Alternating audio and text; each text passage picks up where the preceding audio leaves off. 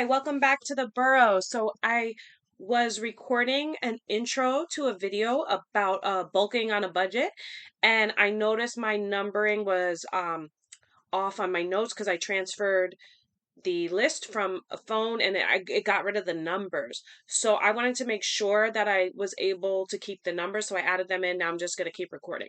So this is still part one of the video, and these are meals for bulking on a budget. Here we go. Number one, ground beef and rice. So it's very simple.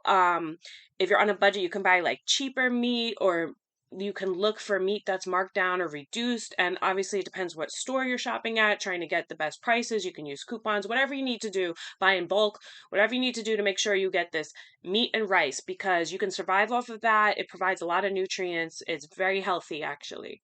So, um, if you want to splurge, you can go for grass-fed beef. You can go for organic rice. You can even buy pre-cooked rice, which I like to do. And at Costco, there are these like containers of cooked rice. And yes, it's going to be a little more expensive because it's pre-cooked, but it saves you so much in time. So, you can season the beef with like soy sauce. There's a company called Bragg's that makes like an amino. It's like called liquid aminos. It's a sauce and different condiments you can use to flavor your beef. And then I add mayonnaise on top. So you can get the squeeze bottle and just drizzle it on top. It's just delicious. And a lot of people are concerned with seed oils, so you can buy like paleo mayonnaise that can fit into your diet, and it is seed oil free. You can also make your own mayo at home. Number two, ramen noodle with egg and pork. So instead of just, the cheap packet of ramen noodles, by adding in the egg and the pork, you're adding in protein. It's so much more filling. And what I would recommend would be to buy like an entire pork loin, or a certain most affordable cut of the pork, but buy it by like a big chunk of it, cook it and slice it. And then what you can do is freeze those pieces. And then when you're ready to have ramen, let's say you get home late from the gym and you're like, okay, I want to have my ramen, you can just heat the hot water, make your ramen, add the egg cooks quickly, and then take out that pork from the freezer. And you can either use microwave, toaster oven, however you want to reheat it, the regular oven, and then add that pork in on top. And it just will make your meal so much more hearty, so much more satisfying, and it'll be just as quick. All right, so um, also just pork is actually one of the more affordable proteins right now in the store. Okay, number three, hot dogs cooked in butter. So the brand that I use that I like is Teton Waters Ranch, and they're grass fed, and you can get a pack from Costco. Remember, you can always get the $1.50 Costco drink combo from the food court, although I don't recommend soda, but you can get water with it. Um, but yeah, but I mean, you might as well buy the pack of these hot dogs, and I heat up the whole pack. I share it with me and my dog. And what I do is I boil it to make it plump, and then I pan fry it in the butter in the pan. So it gives it like it seals in all that flavor. And for leftovers, what you can do is slice up the hot dog and mix it in with rice. So now you've got rice and hot dog for like a second meal. Okay, number four, lunch meat roll-ups. So this is classic, nice little like after school type of snack, but you can do it as a lunch or even as a dinner sometimes, or a midnight snack. Um, so you can choose like turkey, roast beef, ham, whatever you like, whatever's on sale. I do use the squirt bottle of mayo because it's just so much easier. And you just lay out that lunch meat and you squirt it and then you roll it up, and perfection. Now, if you want to add a slice of cheese, you can. If you want to add lettuce for some fiber, that's great. You can even just do it on a paper towel or cutting board, no plate needed. And it's one of the definitely like quickest, easiest, most satisfying protein rich meals you could make. Number five, pasta. I call it this olja because growing up, that's what we called it. And it just means pasta with oil and garlic. So it's very simple, and you need a good olive oil for this dish, but pasta is super affordable. Um, so that's really it. Even if you don't have the garlic, like if you're in a pinch, it's really just pasta and oil. Or you can add like garlic powder. It's not as good. It's better if you have fresh garlic. Um, but not everyone has a fully stocked kitchen all the time with fresh ingredients. So it also includes parsley and red pepper flakes, but again, not everyone has that in their kitchen.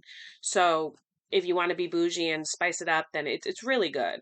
And oh, it's so good as leftover. So a lot of Italians, they eat the pasta left over like the next day for breakfast, and because it gets to sit and saturate with all the flavors, so yummy and so simple. And you would use spaghetti for this or angel hair pasta. And you could add Parmesan cheese for a little bit of protein, and you can get the shaker of Parmesan, or you can like grate your own Parmesan.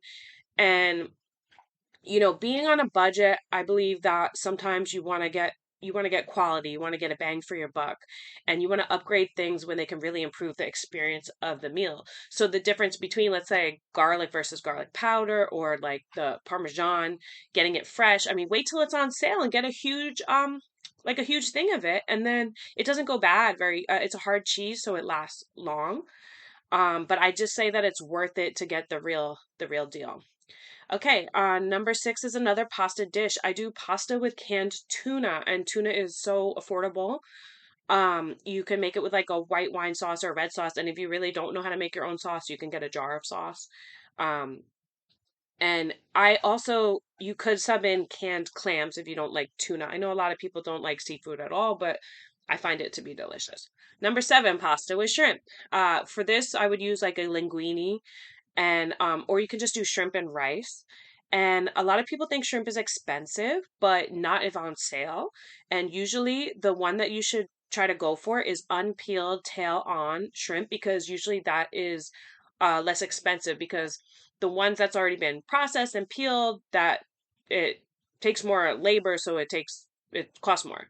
If you just do it yourself, it actually locks in the flavor. So you actually always want to buy your shrimp with the tail on.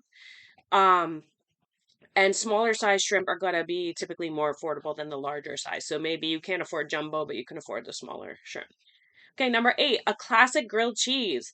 Cook it in the pan with butter or olive oil. I could use cheddar. Also, once in a while, I use mozzarella. It's really delicious. It's satisfying. It's a comfort food, and can't go wrong.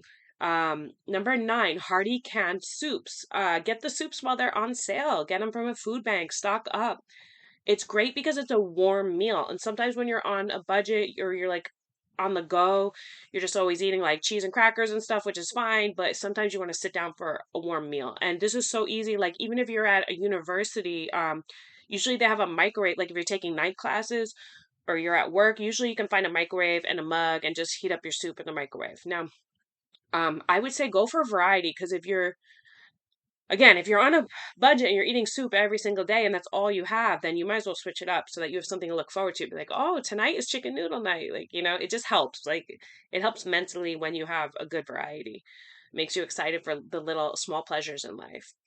So, some of the soups I like are beef stew, clam chowder, tomato soup, which you can pair with the grilled cheese, butternut squash, French onion, cream of mushroom, broccoli cheddar. The list could go on. There's so many soups out there, so experiment, find what you like. Number 10, loaded potatoes. So that's when you basically bake the potato, and you can add like butter, sour cream, and you can also add bacon bits, which gets those extra added calories, and just make it your own. Whatever you like. People put chives on top, whatever you like. Just load that baby up. And potatoes are just so versatile. They could be a base for many, many dishes. Well, that was it. That was the 10 meals. So it's time to move on to the five high caloric snacks. So these are just not quite meals, but they could sub as a meal if you're in a rush. Now, number one, cheese and crackers. If you add like salami slices, like a log of salami, you'll get more protein, and it's fancy, and it's kind of like a charcuterie board if you want to serve it on like a cutting board.